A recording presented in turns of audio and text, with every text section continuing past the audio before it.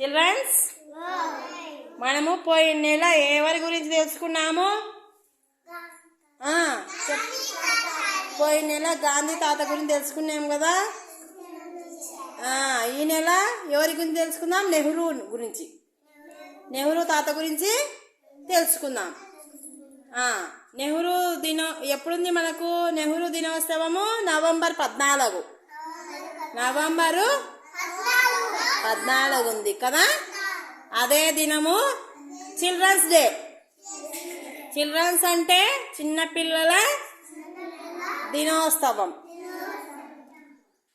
ఇప్పుడు నేను ఒకటి పొడుపు కథ చెప్తాను, పలకండి. ఓకేనా? తలపై తెల్లని టోపీ, ఎదపై ఎర్రని గులాబీ, చేతిలో తెల్లటి పావురము, బాలల చాచా, భరత నేత. ఎవరు ఎవరు? నెహ్రూ తాత. Very good children.